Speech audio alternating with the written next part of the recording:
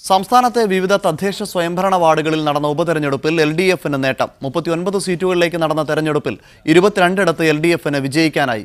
UDF 12 സീറ്റുകളിൽ ഒതുങ്ങിയപ്പോൾ BJPയും SDPIയും 2 സീറ്റുകൾ വീതം നേടി. 7 മുനിസിപ്പൽ വാർഡുകളിലെയും 32 ബ്ലോക്ക് ഗ്രാമപഞ്ചായത്ത് വാർഡുകളിലെയും ഉപതെരഞ്ഞെടുപ്പ് ഫലമാണ് പുറത്തുവന്നത്. പലയിടത്തും അട്ടിമറി വിജയങ്ങളുണ്ടായി. തിരഞ്ഞെടുപ്പിൽ LDFന് ഒരു സീറ്റ് അധിക നേട്ടമുണ്ടാക്കാനായപ്പോൾ UDFന് ഒരു സീറ്റ് നഷ്ടപ്പെട്ടു. ജയിച്ച 2 സീറ്റുകളും BJPക്ക് നേട്ടമാണ്. SDPIക്ക് ഒരു സീറ്റിലും നേട്ടമുണ്ടാക്കാനായി. എറണാകുളം, തൃശൂർ ജില്ലകളിൽ തിരഞ്ഞെടുപ്പ് നടന്ന 10 സീറ്റുകളിലും LDF വിജയിച്ചു. എറണാകുളത്ത് വിജയിച്ച 5 സീറ്റുകളിൽ 3 UDFിൽ നിന്നും പിടിച്ചെടുത്തതാണ്. തൃശൂർ പറപ്പുകര പഞ്ചായത്തിലെ 2ാം വാർഡ് BJപിയിൽ നിന്നും LDF തിരിച്ചുപിടിച്ചു.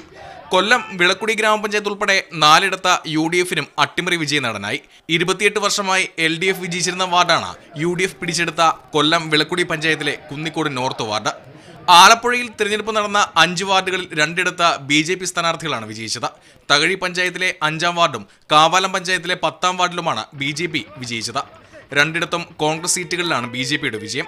ശബരിമല വിഷയത്തെ തുടർന്ന് BJP നേട്ടമുണ്ടാക്കുമെന്ന് കരുതിയ വാർഡുകളാണ് പത്തനംതിട്ട മുനിസിപ്പാലിറ്റിയിലെ കുലശേഖരപതിയും പന്തളം മുനിസിപ്പാലിറ്റിയിലെ കടക്കാടും.